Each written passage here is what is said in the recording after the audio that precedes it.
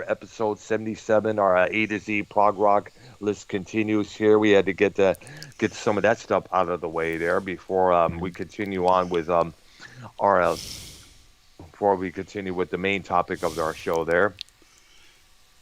Yep. Okay there. Yes. So and we'll let Ark start with the O's, I believe it was there. Well, the Correct? first one I got is one that we all should know pretty well. Mike Oldfield. Yeah. Oh yeah, Never we heard know of him. the man. Oh, he's a British composer and musician. He played all the instruments on the majority of his albums, including Tobar Bells, which later became the theme music for the Exorcist movie back in '73. You mean Tubular Bells? Tubular Bells. Thank you. I always had trouble pronouncing that word there for And some reason. Did he Omadon and also Hergest Ridge. Omid, did he yeah, also Moment sing? Dom. No, he was an instrument. He was It was he did, basically a it's 40-minute instrumental, Wow. Oh. all three of them. Indian. Yeah, all on most of his albums are instrumentals there. I mean, there is the talky parts, No, where there he are a couple introduces times. the where he introduces What's the that? instruments. Which was done by somebody else there, Yeah. but it was not Oldfield himself there. I think there was another live version that I guess Burgess Merritt. I think somebody else did it. Somebody well known in the UK, if I remember. I'm trying to remember right now there, but there have been many Tubular Bells. There was Tubular Bells 2, 3, 4. I think it was. All right. What was that? That was my notification on my phone there in the background, so let me know Oh, that did you get YR it? is live on his channel. Yep. Oh, I thought maybe it was a notification say, hey, you're going to be going live. All right. No, it was not that. It doesn't do that for my channel there. And only it does that when somebody replies to a couple of my videos. That's about it. All right. Okay, next one I got is kind of interesting because I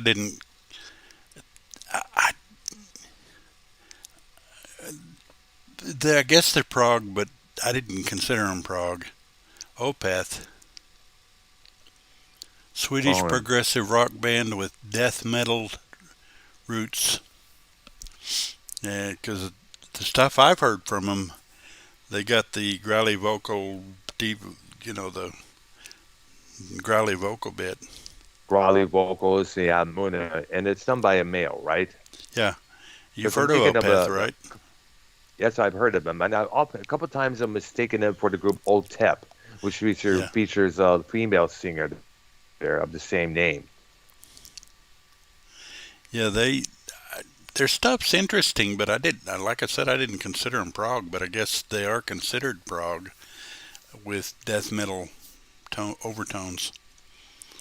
Yeah, but again, sometimes death metal musicians have often strayed away a lot of times during their performances. One death metal group I remember hearing about often a couple of times would come out and start doing a jazz composition. And I know Tony Iommi of Black Sabbath did that on the Live at Last live recording from 74, 75, 74, I think it was. Yeah. 74, 73. It's on that in the middle of their rendition of Wicked World. Well, I kind of figure YR knows who Opeth is. He's bound to. Have you heard of him, YR, by chance? I don't think we have him. Let me check. My bad. I'm eating dinner. Oh, No, I I never heard of Oh, him. have you heard of there you go. Opeth? No. Huh. Boba Fett? No. I know. Yeah, that's it. Oh, we all know Boba Fett. Yeah, I wouldn't No, be I never surprised if it was a band named after that. But then Keith, again, have you ever heard? Lucasfilms. No. But then again, Lucasfilms would No. jump down their throat. Most of the songs I've heard by Opeth to me, sound more like death metal growly stuff. But it's I not see bad. that. I mean, it's good, what I've heard. Yeah. Next band I got, I should do more research so I can give you examples, is Audrey Okay. Tentacles. Audrey Tentacles. I've heard of that band a Oh couple yeah, times there. And they're from the UK, from what I understand. There, I yeah, remember they were written up in the Detroit Free Press back in Michigan. There, like one or two times there. I guess they were gaining a lot of praise, and this was in the early '90s. There. yeah.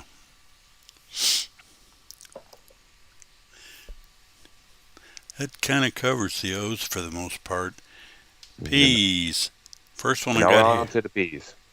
First one I got here is Pavlov's dog. Pavlov's dog. I've heard of that. They recorded. I think did they record?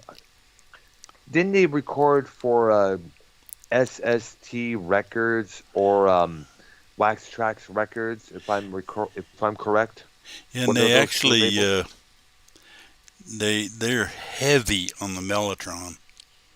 Hmm. Were the 80s, 70s, 90s? 70s. 70s. Okay, so I was mistaken there because there was this other group that started with a P that with a similar sounding and spelling of that name there, and I thought that may have been that band that recorded for the two labels that I mentioned. Yeah, well, Pavlov's dog is named after a scientific experiment. Mm. Because Pavlov's dog is a famous one that he's conditioned, somehow or something. A scientist did. I don't recall the exact experiment, but All right, it had to do with a response. You train him to do something a certain way based on, like, well, if I move my hand like this, he's gonna jump in circles or whatever. I see But there. Yeah, basically, it's a well-trained animal. I see. All right, interesting there. Let's see. The next one I got is the Pineapple Thief. Hmm. Pineapple. I don't think I've heard of that band there. Actually, I have, but again, I didn't do my research. I've heard of It's an them, but I interesting group can't there. tell you anything about them off the top of my head. I see there. Mm. And I think we all know the next one, Yep. Pink Floyd. Oh yeah, we know them all like the back of our hands. We still love them to this I day. know And Pink Floyd. Here we go. yeah, Keith sung a Pink Floyd song cover the other day, The Wall. Remember that, Keith? Yes, another brick in the wall. Which Ken one? Ken said, I think it was Ken. He put it in the chat. Another brick in the wall because I think we were talking about Joe Cronin. no surprise there. I get it there. All in all, he's just another brick in the wall. Oh Prick, no, brick in the wall. prick in the wall. That's a joke there. Ah, I know two songs from Pink Floyd. I know Another Brick in the Wall, and I know Wish You Were Here. Mm. Wow. What about the other? What about Comfortably Numb, In the Flesh, Nope. or Run Like? Oh yeah. Oh, what you you got waiting a on, dude? lot to catch up on. Yeah, you got. Oh, we got lots of them, man. We got a lot of songs, a lot of albums. Well, like, do y'all prefer 70s Pink Floyd compared to the 80s version of Pink Floyd? Yeah, overall I do. I mean, I don't discount their 80s stuff. After Waters left, I like some of it very A well. lot of people were kind of disgruntled at the direction Floyd went when Waters left the group there. Which My uncle, one of my uncles, he only listens to classic rock, and he stopped listening to Pink Floyd, and he stopped supporting them What? because they did a concert in Europe, and they gave all their money to the Palestinians. Mm. When was this? Was in 87 or 94? No, But it's there was like 2018 or 2019. What? I think it No, was they didn't. 2018. Whoa. Well, how did they Pink do Floyd that? hasn't toured Roger in Waters. years. Yeah, and It may have been Roger Waters doing that because Roger Waters is the only one who basically still tours occasionally. Pink Floyd stopped touring back in 94 after the Division Bell. They Can you did a look- successful tour, and that was it. That was their very No, last but what tour. about? He- I think they he- did it. Keith, can you look up a news article on that? Yes. We can. Maybe you Yeah. got confused. Maybe it is Roger Waters. Yeah, I'm thinking the same thing because he was always not for the Israel side. That's big. That's what I remember hearing a couple of He's a big times. liberal guy. He's a big liberal. I'm thinking so. Maybe I'm thinking so. Yeah, Yeah, and because I I remember. think Floyd themselves haven't toured since Richard Wright died. Yeah, that's true. Yeah, the last performance was the Live 8 show back in 2005, and that was the last time we ever see that particular Floyd ever again. Unfortunately. Well, they make that do that tribute. The Pink Floyd experience or something. It's like a laser show too. Have Yeah, I you heard Oh remember. about yeah, from I remember. Australia, I think. that? Yep. Yeah. Yeah, the Australian Pink Hmm. Floyd show, or Brit Floyd, or all these other Pink Floyd tribute bands out there. These other Pink Floyd, laser shows. Those were highly promoted back in the southeast Michigan Yeah. area Yeah. multiple times there, multiple times. I found like two articles. I'm reading them right now. All right, go Um, ahead and let us know. Go okay, ahead. I'm starting kind of in the middle of the article. The show Okay. benefited the this was 2016. The show Yep. benefited the Hopping Foundation, which raises money for the children of Palestinian refugees. Water and Gilmore agree on very little, but they are both firm supporters of this cause. Uh, I see there. That doesn't sound like Israeli. Mm. Yep. Or And then or here's another Pakistan. article.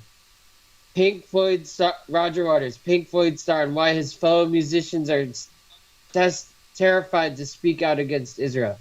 This, excuse me, this is 2016. Wow.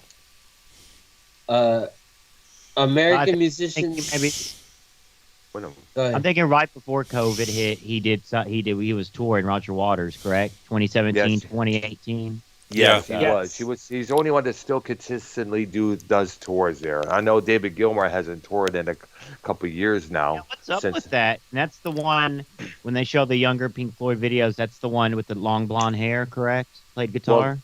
yes, that's him. Okay. The Fender guitar there he usually plays. Yeah, so in 2018, he did a charity event raising money for the Palestinians. Ah, Wow, Keith was right there. And that's when my uncle stopped supporting Pink Floyd. oh wow. Or supporting Roger Waters. Right. Yeah. Yep. Because Roger Waters, he was like one of those multi-political type of guys. He was like he kind of like had a more liberal side. He spoke out against Trump. He spoke out against Israel. I guess what it was is that when his father died in the Second World War, that kind of like provoked him towards the anti-war scene. I mean, like the Wall album and the movie had elements of anti-war, elements in there as well as the 2010 tour celebrating the anniversary of the Wall. There, I think it was the So 20. when that movie wait, two questions on that. And C Brown bands we've heard of, we can talk more about them. Yeah. It's more. So what year did that Wall movie come out? Number one, It came out in 1982. and did that come out in the movie theaters? Yes, it did. There were no Wow. DVDs. There were hardly any back then. We had to go to the actual movie theater to see this movie here. We had to actually do that. Whether it's Return of the Jedi or Poltergeist or E.T., any of those movies. Oh, back then in that day, people probably went on, did a little cocaine, did a little some acid, Yep. smoked some doobies watching that movie. Probably is it Yeah, trippy or like trippy like that or? It was the movie was very dark. It was like Oh, okay. it had a very angry and dark. It was like life from the perspective of the Pink character. His wife cheated on him. His mother Is it like being a war movie or no? It's like a real no, life it's- movie. No, it's basically about a guy who isolates himself, a musician who Really? reflects on the all the hurt that he's went through growing up. Losing his father in the war, his mother being a controlling bitch, and then his wife later on, cheating on him behind his back, and of course, the ideas of disillusionment, anger, they start to build up. He sees himself as this monstrous fascist dictator who leads these black suited, black shirted, a bunch of Nazis going after everybody there. Instead of the Nazi symbol, they replaced it with two marching hammers. The marching hammers that we all know from both the album and on the shirts, everything else there. He later, and I guess in the end, he's kind of like in a mock trial where the people who helped build that wall testify against him. Yeah, the wall, that whole album is a concept. Well, a lot of them were, but the wall was a basic concept the way that Earl just described it. It was probably one of the most. It also kind of like reinvented the concept album when you look at it there, because Animals and Wish You Were Here and Dark Side of the Moon, the two in between that and Dark Side of the Moon were kind of like a so and so when you think about it there. Wish You Were Here was about the music industry. Animals was based upon the George Orwell novel Animal Farm, mixed in with the political and unemployment, resentment, and situation going on in England at that time there. So, and plus with Roger Waters' own personal issues going on at that time there, his vision of the everyday life, the world around him was getting more grimmer and grimmer and grimmer. So it kind of makes sense for Roger Waters to write that album. And also not to mention the fact that he spoke out that the magic that we used to do Pink Floyd shows back in the early days had disappeared. They had to now convert to human jukeboxes, having to play the hits over and over. At one point, they got so disgruntled and frustrated that at their last tour in '77 for the Animals album, some fan had in Montreal had got their way through the gate, and wanted to say hi to the band, and Waters in response spat in his face. Whoa! And I guess everyone was appalled by what he had done there at that time, including David Gilmour. Waters, when he got back to the hotel room, just sat and stared at the wall and saying, "How could I turn against one of my own fans, a member of my own audience?" He still says to that day that was a very awful thing for him to do at that time. He was, of course, at that time throughout the whole '80s. It was. Speaking of that, when we're done with the list, let's dive into that. Did you see that chick that peed on that dude's face? Yes, concert? I did. I heard about that. I was reading about that late last night. She does a bunch of it's a band, but she does a bunch of covers too. She covers a lot of rock songs too. This chick. Yeah, with the brass horn section there. The band is called Brass Against. Named kind of like a take on the band Rise Against. Have you heard of that band? No. I've heard of Rise Against, but not Brass Against until that article came out. So the video was also shown as well there. Yeah, we'll dive into that later because you know how we do our rock news every week. And I have a couple more rock news pieces. But go ahead. Arknolia. You want me to call Prince right now? Oh my God. Well, no. Wait till after the list. Yeah. All right. Can we just stick to the? Arknolia is. Come on, he hates the drama. I don't want to do the drama around Art. You know what I'm saying? Thank you, I appreciate that. Yeah, I was going to say, wait till after we're done with the list for now. Okay. All right, go ahead. Yeah. Go ahead, Arknolia, brother. Okay, next one I got is an interesting band that I'm very familiar with, and I was trying to get Dr. Earl to. Yeah, I know who they are. Porcupine Tree. Yes, you showed me 2 videos from them. Their drummers.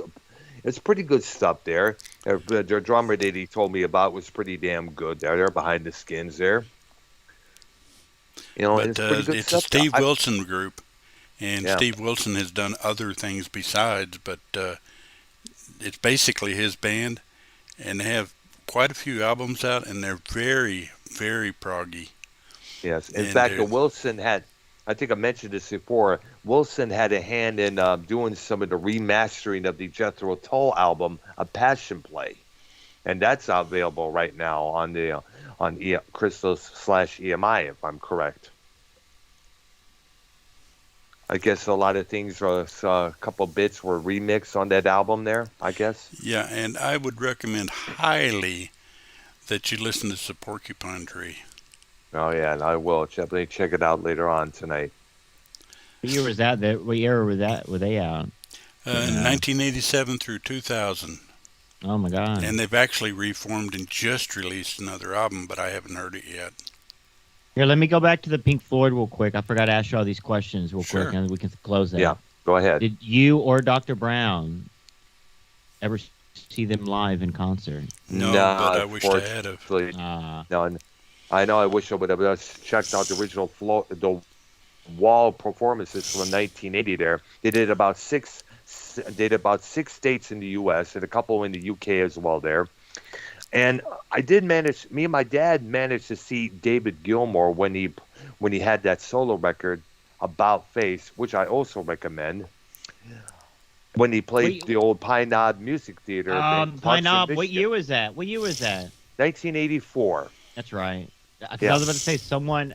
I think that was it though. Your David Gilmour concert, but I think someone, unless I'm mistaken, someone in this community actually saw the real Pink Floyd before, and I figured there's one of y'all. But someone saw them originally, or someone knew. Some I don't know, but If I was going to recommend, I think maybe a Dave Rose, maybe, or someone Maybe. saw them Who for knows? real. Yeah. but if I was going to recommend a concert DVD, I would recommend Pink Floyd, The Pulse.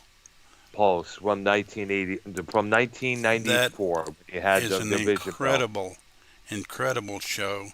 The light show, the whole bit. I mean, it's a show, It is. and they play a lot of their top songs.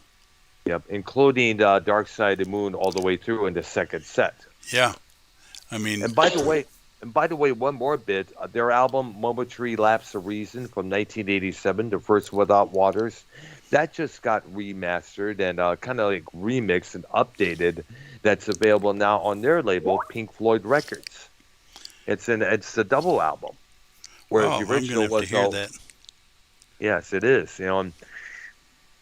And I guess it's kind of a different cover than what the original was. There, it's kind of similar, but they had a few things changed as well there.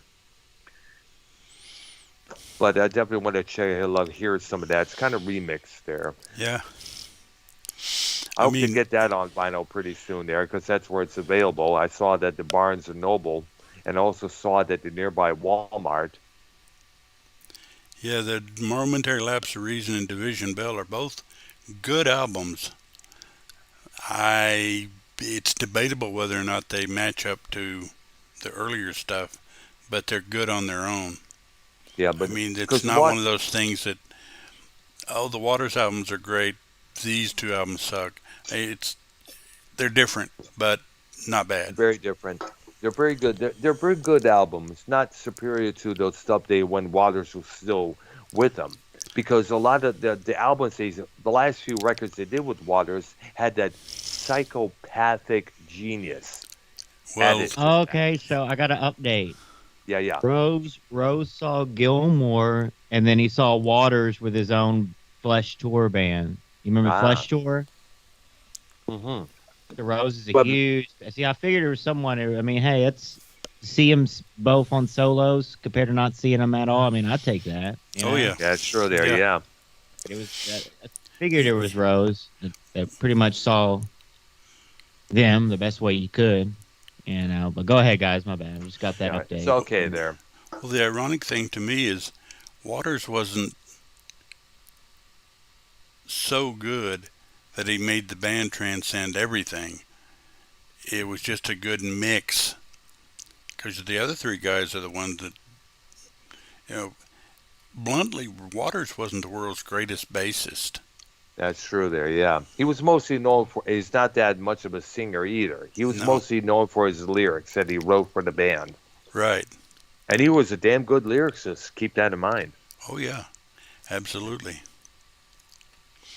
So, it's the differences in the band with Waters in and out are not significant.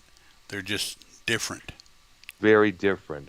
Whereas Gilmore is not so political, except for the songs that he wrote about Waters on the Division Bell. Like What Do You Want From Me or Poles Apart. Yeah. Or better yet, Lost for Words from side 2 there, because I had the original vinyl. Yeah, he did one song that was had a political bend to it, but I'm not sure exactly what he was trying to say. Great Day for Freedom. Yeah, I think it was, yeah, from the same album there. but I'm not sure what the direction of that song was. I should probably look it up for you. Definitely. Go ahead, Ark. Well, I was going to say on Porcupine Tree, there's a lot of songs that I would recommend. Even Less is one I can think of off the top of my head. Radioactive Toy. Uh, I'm doing this off the top of my head. Heart Attack in a Lay-By. Mm-hmm. Uh, That's from 1999, right? That Even Less song from 1999. I believe so. Play a little bit on my stream here, so people listen. That is a great song. All right, here I got the topic of a great day for freedom. It was originally titled "In Shades of Grey," addressing the great hopes following the fall of the Berlin Wall and the disappointment that followed. David Gilmour said, "quote unquote," there was a wonderful moment of optimism when the wall came down. The release of Eastern Europe from the non-democratic side of the socialist system. Oh, they But play the what slide on that song, huh? They play the slide he does, Gilmour does, yes. on this But what they on this Even Less song. It's Porcupine Tree. Well, Art. actually, it's not a slide. He's sliding on his guitar. Oh, Yeah. okay. Gilmour plays the lap steel instead No, of we're a talking slide. about Porcupine Tree. Porcupine Oh, my Tree. I'm listening bad. to it right My now. bad. Oh, go ahead. My bad. Go ahead. I'm listening to it on the stream. Yes. Now, continuing with the quote that David talked about this song here, quote unquote, but what they have now doesn't seem to be much better. Again, I'm fairly pessimistic about it all. I sort of wish and live in hope, but I tend to think that history moves in a much slower pace than we think it does. I feel that real change takes a long, long time. Now, Gilmour's statements to the contrary, the lyrics have been often read as a reflection of the bitter and estranged partnership between Gilmour and Waters, who was, of course, the driving force behind some of the band's albums like The Wall and Animals and others. By this interpretation, the great day for freedom would be the day Waters had left the band, giving the other members freedom to determine the band's future direction. Gilmour commented on this reading, quote unquote, I'm quite happy for people to interpret the division bell any way they like. But maybe a note of caution should be sounded because you can read too much into it. A great day for freedom, for example, has nothing to do with Roger or his wall. It just doesn't. What else can I say? And it was also a leftover from a momentary lapse of reason. There you go. Okay. Go ahead, Ark. I don't remember the drummer's name from Porcupine Porcupine Tree off the top of my head, but Mhm. the guy is absolutely phenomenal. Next group I got in line here is Primus. Oh my goodness, they were bigger on the alternative scene there. These are the guys that did the theme for South Park. They did songs like Tommy the Cat, albums like Primus, Frizzle Fry, Oh, Sailing on the Seas of Cheese. Billy was a race car driver. Tommy was a race car driver? I think it was. I think you're correct, yeah. wait. Oh yeah, because and Les Claypool from that band, he had the most unique bass sound. My personal favorite from them was "My Name Is Mud" from '93. Yeah, and All right. YR Keith had something to say there. Yeah, Go ahead, Stevie guys. Dave Rose would like to join the program. Yes, Okay. get on, dude. Get on, dude. Eminem in the song "My Name Is," he mentioned Primus. He's like, "Hi kids, do you like Primus?" Yep, they all do that. Eminem mentioned a lot of things. He mentioned Nine Inch Nails, Spice Girls, you name it. Yep. Go ahead. All right. Okay, next band I got in line here is Pokel Harem, which a lot of people don't see them as prog, but boy, they were prog. Yep. One of their biggest prog songs that most people haven't heard but should is one of the early long classics. It's in Held 'Twas I. It's like 17, 18 minutes long, and it goes off in a lot of different directions, and it's a good listen. Yeah, I remember. What up, Dave? I had to interject because Wire didn't get it right. Okay, so 94, I think it was, for Division Bell. Yes, I saw Gilmore with, is it Nick Mason? Or Richard Wright, because I know Wright was involved with Gilmore. Yeah. Mason was involved with Waters on the 2000. It was everyone but Waters, basically. Yeah. Plus, they had, their extras, the singers and all that sort of thing.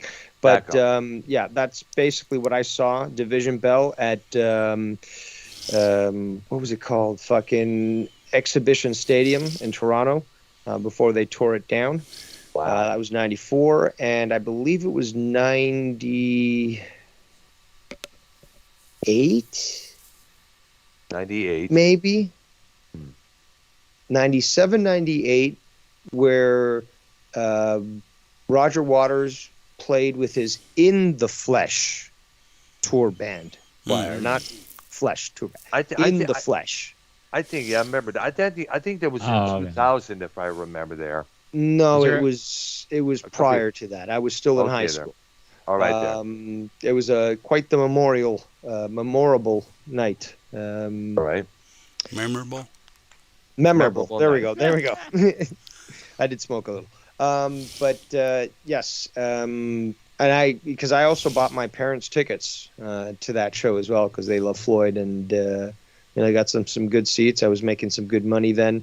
But yeah, that was prior to 2000, and that was Roger Waters with his ensemble of people, and he sang obviously his, a lot of his catalog from Floyd as well as outside of Floyd, because he has a fair bit outside of Floyd. Personally, I love Pros and Cons of Hitchhiking. I have a LP of that. The uncensored UK version, not the censored American version, where you've got the little black bar on the bum of the naked hitchhiker.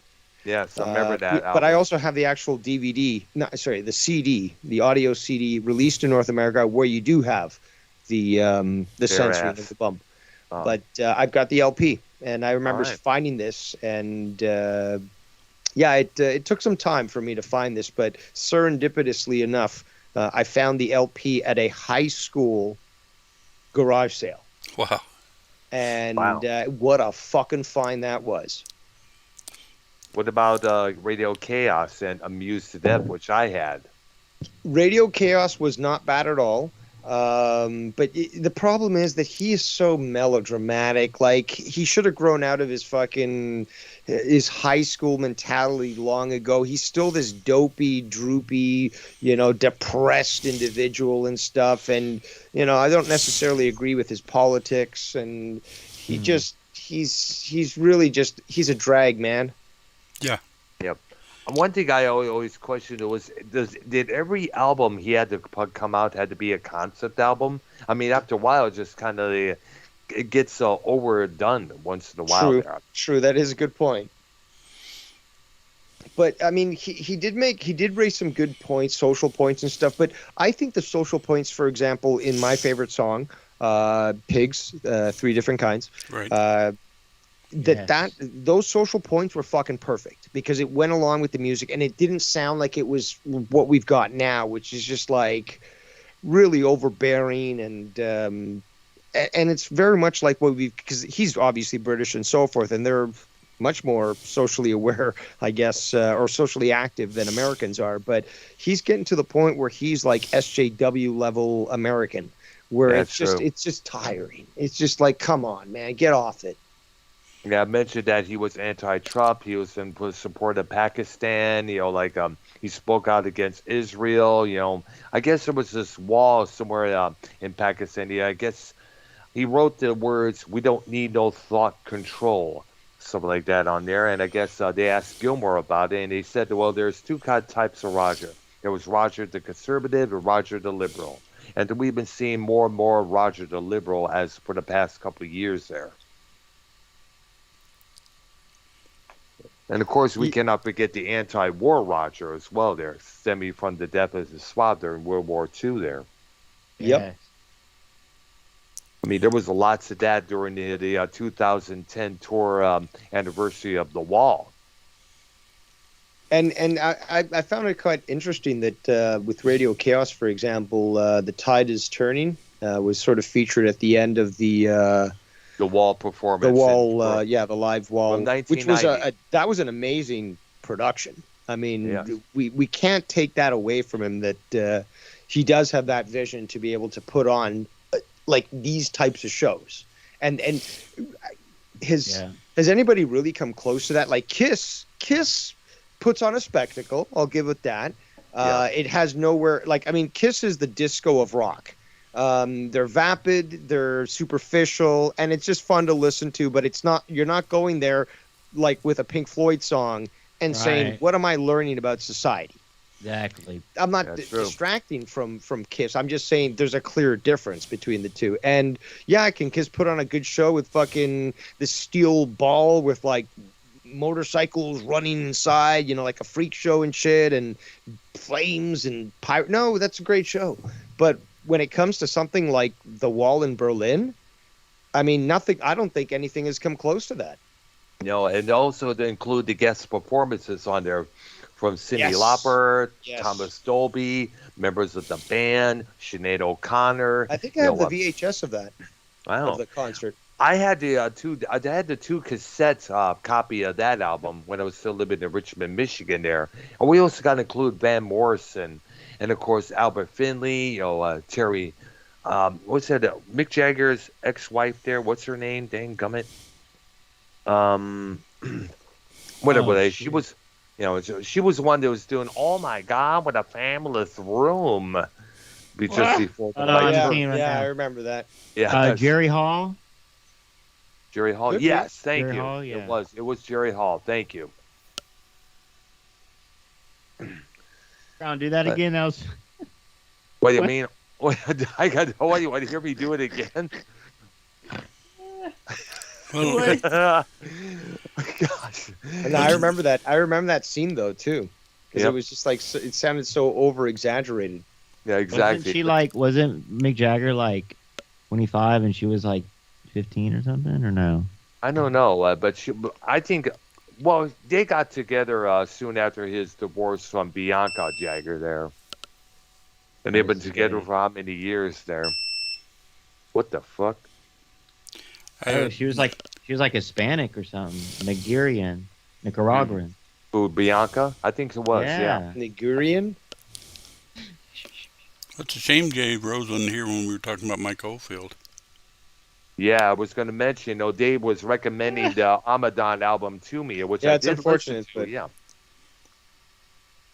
I'd be willing to talk about it, or it's too bad because I don't think you'd be able to review the song and then pause it and then talk about it, because then it would probably be flagged or something. But I mean, there's so many parts of that song that I that I think need to be recognized on their own. Obviously, it's a proper album, proper prog rock album, where at least in my opinion, correct me if I'm wrong, and I do yield to Arknolia because he is the elder here. But I mean, there really shouldn't be any evident division between songs on a prog rock album. It has to bleed all together. And yeah, they're going to timestamp it like, oh, okay, that the song starts at this time. But there's no direct stop and start. It's just, it flows. To me, that defines a prog rock album. Because it really is just one big performance. It's one big song. Yeah, but, for the normies, you got to break it down and make song names and all that sort of crap. You can't really literally not name your album and not name your production and expect to, I guess, make it with the music industry, Well, his Untitled big three, Symphony number X. Yeah, well, his big three did exactly that. Tubular Bells, Omadon, and Hergus Ridge. Yep. And They all were the one other song. Yeah. Absolutely. Since Day Rose here. I always wanted to do this, and Day Rose is rare that he's on these music shows. But when JB came out, and I forget it now, did he say that Boston was or was not prog rock? What was the thing? He actually said that Boston was prog rock, and I was aghast. Yeah, and he's then all these completely people wrong. are like, "Oh no, Dave, you're wrong." Blah blah blah. Leah's like, no, but the thing is, though, they're stadium. I believe Stadium one rock. of the definitions. Yeah, stadium rock. They They're have not tiny prog rock. elements. Now, what's that? They have tiny elements of prog. But that's the thing. That's the point I was trying to make. Is that yes, you can say that there's been influence on Boston that is of prog rock, and you clearly see it evident. But you cannot say that they're definitively prog rock. Pink Floyd, in my opinion, is so prog rock that they are their own category now. They are Pink Floyd. They are. All right. So that's the point. And there's others. I mean, like, yes. Emerson, Lake and Palmer. Yeah. King Crimson. I've been listening a little bit. I haven't listened too much. Sorry. I know that you've recommended multiple times, and I have been naughty there, Earl, about listening to Tangerine Dream, but I did start listening a little bit to them. Ah, And nice. it's awesome shit and prog rock. Not Mindworks. What's that? No, it's German. It's German. Something works. Come on, guys. Oh, Kraftwerk. Kraftwerk. Kraftwerks. Kraftwerks. Thank you. There we go. I mean, Right. there's so. Alan Parsons. Oh, Yeah. yeah. Oh, and I Oh, think God. Earl, you were talking about this the other day about what's the album with? It's basically like Edgar Allan Poe. And Tales of Mystery and Imagination. Dude, that But- is one of my favorite albums of all time, of all musicians. That album is fucking incredible. And if that's an album that you would want to talk about, I would most definitely want to talk about it with you guys. All right, definitely. We got to do that. One of these days, we should probably do spotlights on different albums, break each track, and they would. We got to do like I owe you Omadon. I owe you Omadon because I told you I true. would do Omadon, so I owe you that. So you Definitely. can take me up on that offer, and we can Absolutely, we will do that discuss it. definitely for Shizzle. and then we can do Tales. I And, typed in basically prog rock bands, and Led Zeppelin comes up, the Beatles comes up. Oh, you're really Whoa, stretching whoa, definition whoa, on those whoa. two. No, that's probably Styx. some Zoomer who doesn't know how to define music. Styx is because close. Beatles are certainly not prog rock. I mean, it's Not naming really, all the but- bands we've talked about, the Tangerine Dream. Well, yeah, because they Porcupine. got some of them right. Yeah, absolutely. But I don't know about the Beatles being prog rock because the Beatles They're were not. You don't have to know anything. You know already, Earl. You already Absolutely, know. yeah, They're not. Absolutely. Somebody out there just can't tell which is which. So Moody Blues. That's definitely prog. yeah, Okay. absolutely. Fuck yeah. It's all the bands we mentioned: Supertramp, Deep Purple. What about Tool? Tool. Definitely, they're definitely a prog alternative. Whenever we get up, have prog would you not consider them industrial? I guess maybe. Something like in yeah, but that's true. There's somebody I knew who lived in Windsor, Canada, who wrote for a industrial music fanzine. He mentioned something about you look in every industrial section at the record store, and most likely you'll find either a Korn CD or a Tool CD there. So definitely because at that time, a lot of bands, use a lot of industrial rhythms, a lot of industrial instruments, whether it's a sampler, keyboard, or stuff that Nightbottom used to use in their live shows there on their albums as well. There, Ancient China and Nightbottom. I think I got that. I always have shit of a time trying to pronounce the first name, but I know the last name is Nightbottom. But they're Right. considered the industrial pioneers out of Germany. Well, Would while you- we got would you- I Dave, love. Would you guys say that industrial shares a huge amount of influence from prog rock? to an extent, yes. Yes. yeah, I I'd don't go know. with that. Like a Skitty Puppy, or the Nightbottom, as I mentioned. Well, let's backtrack to a band we mentioned earlier while Dave's here. Wait, I want to say something. Keith, go I ahead. I love Tool, and I want to see Tool in concert. We're going. Me and Oh. Keith are going. Fuck it. Hollywood. Nice. Let's go. All right, what was that, Arknolia? Opeth. The list I'm looking at has them in prog rock, and I always consider them kind of death metal growly.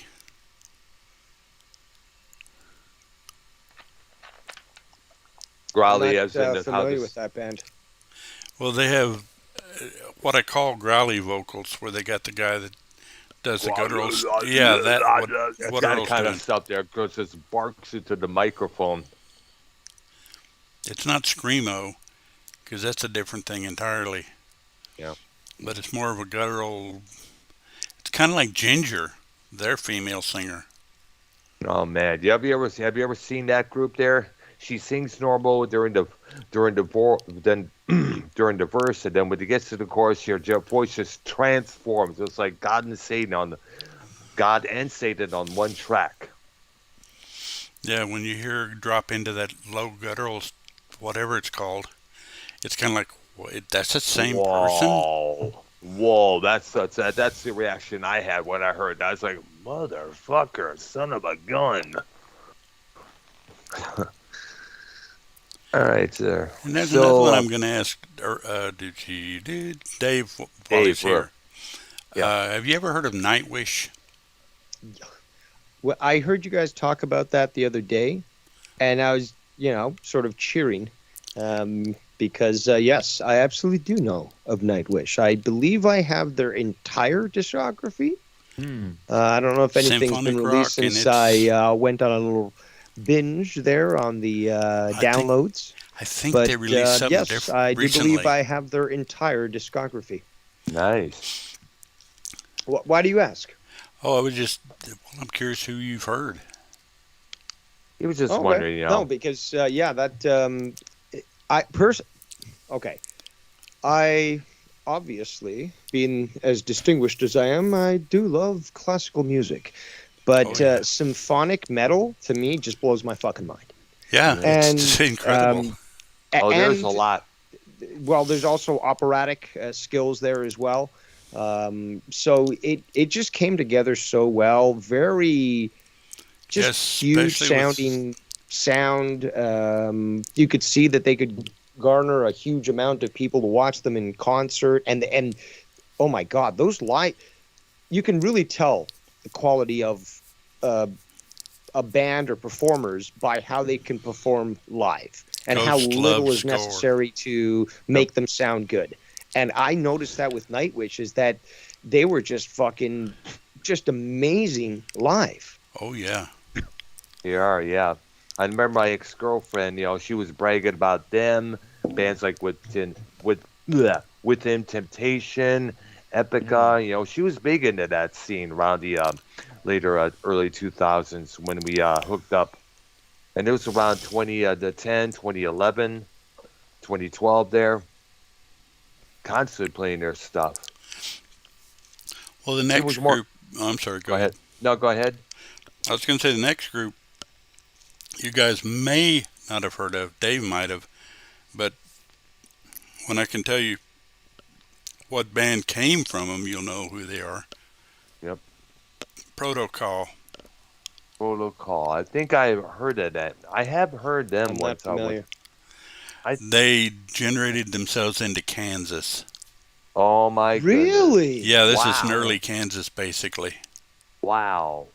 Because I love Kansas, but Oh, Well, that's kind of like Kansas that's is kind of great. like for all you people out there that doesn't know what that means. It's like I heard a story today where the record Blizzard of Oz, it wasn't supposed to be that. It was supposed to be a band with Ozzy in it called Blizzard of Oz, but they actually turned it into the name of the album and made Ozzy the solo artist. So it's kind of similar how, you know what I'm saying? It was originally supposed to have been called Blizzard of Oz, and of course they decided, let's make you're right, that's why I mentioned let's switch it around there.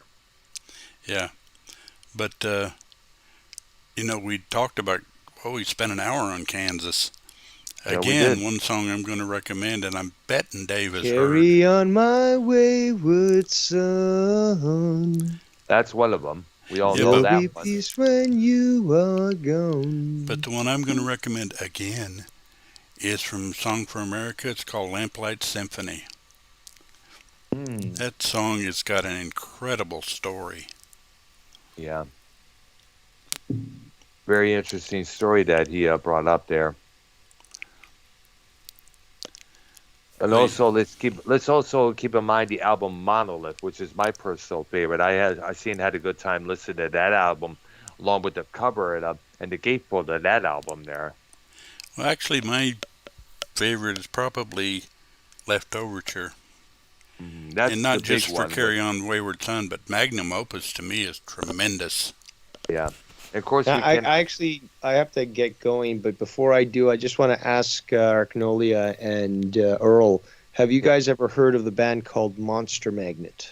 Yes, Yes. I have. I remember Yep. that song. I guess it came out in '93. I will deny you. I will Oh, deny you. Negasonic Teenage Warhead, yes. Absolutely. That was a I've seen them in badass concert. I've got their discography. They're fucking awesome. song. Yeah. There's a lot of prog rock influence there, but there's a lot of different things in that. That's some crazy, crazy style music. You Absolutely. really should check out some of their stuff. It's fucking great. But I'd love to talk, with you guys at some point in the future. But I got to get going. Thanks again for taking my call. And Sure, it's good to Thank you for having on. It's Yeah. been a while since you've been on this program there.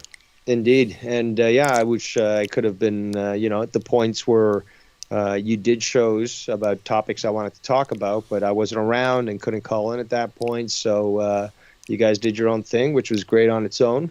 But I hope that eventually we can get to those three particular topics that I was so Yes. enamored with. Yeah. because We I got know to do that. We got to do your that. knowledge, The special your edition. knowledge in that would enlighten me, because you guys always have the greatest trivia when it comes to this sort of thing. Thank you. All right. We All right, appreciate guys, you have a that, great Dave. night. All right, Dave we'll Rose, talk take to you care, later. brother. Stevens Dave Rose, ladies and gentlemen, joining in on the show here. Well, We're it's glad kind to of, a, have sh- him on. kind of a shame that he had to leave because Protocol only released, I think, 2, and they're very obscure recordings. But that band had the core of Kansas in it, and they basically changed the name from Protocol to Kansas. Yeah. Most likely it'll probably show up on the bootleg on the YouTube nowadays, I guess. That's possible. They might be there. I've downloaded a couple of recordings that I found from them. Now, if there's recordings from Black Sabbath when they were still named Earth, then there might be a couple of those recordings that we just mentioned.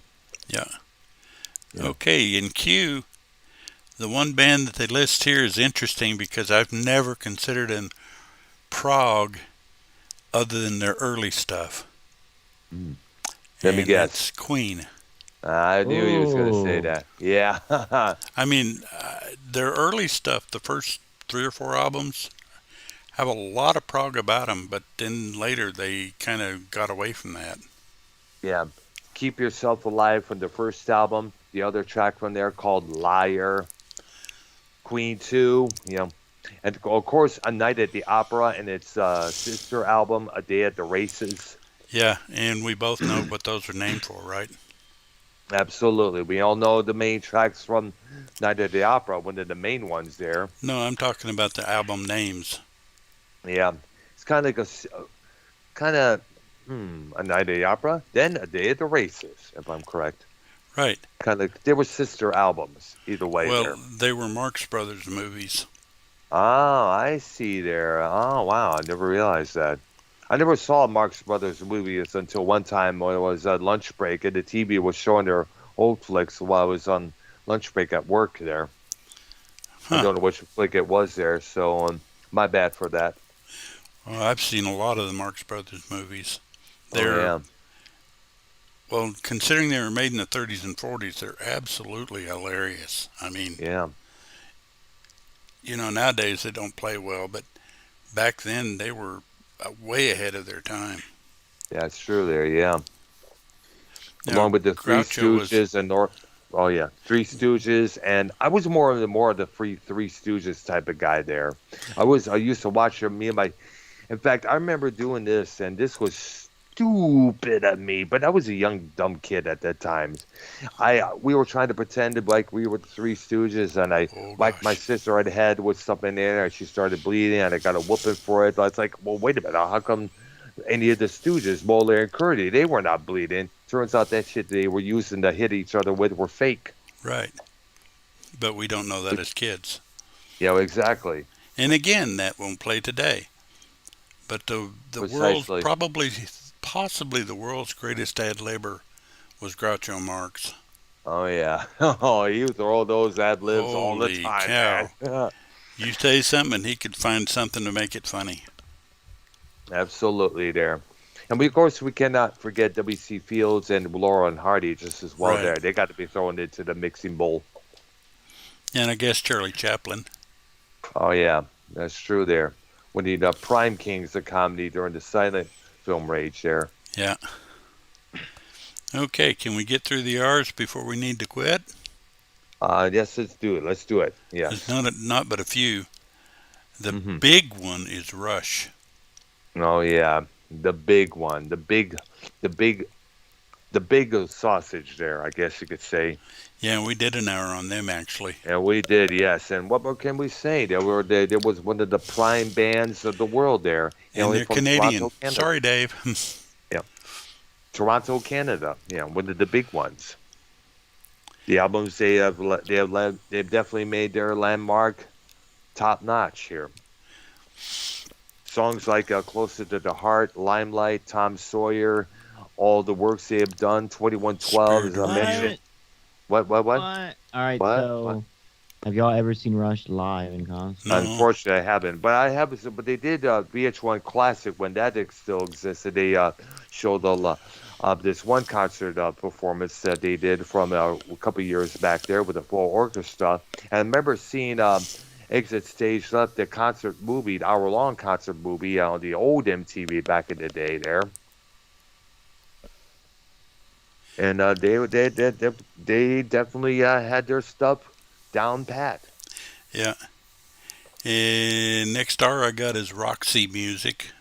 Oh my Wait! Before we have to give a rest in peace to the great Neil Peart, Right. drummer. Yeah, we know. Yeah, absolutely. He Right. passed away. Same day I saw Rise of Skywalker. Wouldn't you believe it? It was on a Friday from cancer. You'll never hear Rush as a three-piece original band ever again live. And if Yeah, you saw them live, keep that concert stub. Yeah, That's absolutely. You know, If you have any autographed by any of those guys, they're now collector's items. God, what a great band. They were. Man. Oh, yeah. Absolutely. Yeah. And the last Roxy two. Music. Go ahead. Go ahead. No, No, you go Roxy ahead. Music was the Roxy Music was the next one there. Yeah. They were more glam prog, Right. I guess you could say there. Yeah, I they mean, had the look elements they had- of prog, but Absolutely, a glam. And I mean, the way they looked at back then was definitely prog. They kind of fit in with the bands like Sweet. They were like the early David Bowie during his Ziggy Stardust phase there, like Wizard. That was the thing back then, you know. And their albums always featured women on their cover. oh yeah. Yeah, absolutely. The first album, For Your Pleasure, Country Life, which had to be censored. We talked about that album there. Yeah, that one was definitely fixed. They had to touch it up there. If you saw the original, you'll know what I'm talking about, folks, there. Manifesto was when I first heard of them with the song Dance Away. I guess they came back there after a couple-year hiatus, I think it was. Yeah. Brian Ferry was the front man. He also had a solo career at that time there. He done a lot of albums, including Boys and Girls. Slave to Love was one of the singles from that record there. He had worked with David Gilmour of Pink Floyd, who at that time was everywhere, as you know, working with Ferry, Paul McCartney, and a whole bunch of others there. Arcadia, the Duran Duran spinoff. Yeah. The last two I got are both solo artists, and I'm gonna go with Jordan Rudess first. Jordan Rudess. That's an interesting guy, keyboard player that Ah, I can't remember the band he was in, but he had several different albums that were good. I see there, yeah. And I'm I see. closing with the next guy because we can talk a little bit about him. Todd Yep. Brown. Oh man, he did. Yeah. This is the guy who originally wrote and performed the song "Love Is the Answer," which got covered which became a big hit for England Dan and John Ford Coley a couple years later. There, I listened to the original of that track there, and this is the man he had a solo career and his band Utopia at the same time. He was like one of the main artists of Bearsville Records, along with Frog had there, which was at that time was distributed by Warner Brothers. Yeah, and Hello, it's me. which Was he one of his actually did when he was in his first band, Naz, Yeah, which is a different version. I I mean, saw it's the the same light. song, but it's got a different feel to it. Yeah, absolutely. And of course, saw that song, and when I saw the light in your eyes would become staples on the soft rock stations during the 70s and early 80s there. Yeah, I think my favorite album by him was something called Raw. Raw. Um, it had RAW? no R.A. It Oh, okay. it had a longer title, but I can't remember what it was. But it was about What the the fuck? sun god.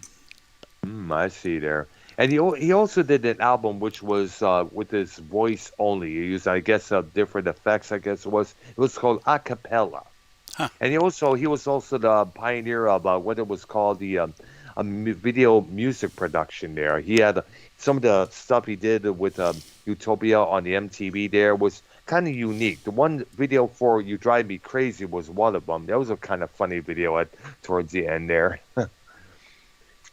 And plus, we cannot forget his staple album, "Something Anything." Right. That's considered one of his it's his own Dark Side of the Moon, I guess you could say there. Every band and artist has their one unique album. Well, I'm trying to pull up Rundgren on Wikipedia because I want to find the total name of that album, Oh, because it's raw about the god of something. okay, gotta let me help you look it up for you, man. On my phone here, blah blah blah. Okay, give me a couple of minutes here. And I'm Okay, going to his I'm gonna use. discography Okay, there. because I'll see it there. Okay, Todd Rundgren Raw album. Right there, and then once it comes out, RAW. It's Raw. R.A. RA. It's a Utopia album. It was the third release by his band Utopia on Bearsville Records in 1977. Todd Rundgren was planning on releasing the album in '76, a year before, on his own label, Ethereal Records, as the new four-piece lineup was not signed to Bearsville just yet. We planned with the elaborate $200,000 stage show and 22-foot tall pyramid and the Golden Sphinx. It took about 8 months of prep. Raw was Rundgren's most ambitious live undertaking. Yeah, the name of the song that opens the album kind of was what I was looking for. It's called Overture, Mm-hmm. Mountaintop and Sunrise, Yeah. Communion with the Sun. Yes. And the album was modestly successful, peaking at number 79 of the Billboard Top 200. But that album has got some great stuff on it. Yeah, it's right there. Yeah, interesting there. So I kind of fumbled my words up there. All right, so starting this Thursday, we're going to go to the S's. Right. If I'm correct. Yeah, all right there. Okay, let's. Were you going to dive into this? We got to dive into that singer from Brass Against there. We got to Right. talk about what she did. Now, she was doing the show. She said she had to go pee badly, and I guess she called on she called on someone, a male participant, to come in so she could pee on, I guess. Yes. And have you heard of this band before or no? No, I haven't Actually, heard I of this had not band. heard of them. I No. looked up and they do a bunch of. Sings a bunch of covers like Alanis Morissette, I think a Tool cover and a couple other. In the brass horn, the kind of style, I guess you could say, Yeah. right? Right. Yeah. Right. Now, isn't that considered, indecent exposure, something like that? I guess. Yeah, she pulled her whole pants down. Oh man, she peed right If in this guy's if it was a face. man that did that, oh my God! Remember what Marilyn Manson used to get in trouble for, and Oh man, back in the day and all that. He's still in trouble, man. Yeah, there are a lot of more accusations. There were a couple articles written about the abuse Well, no, he did didn't to he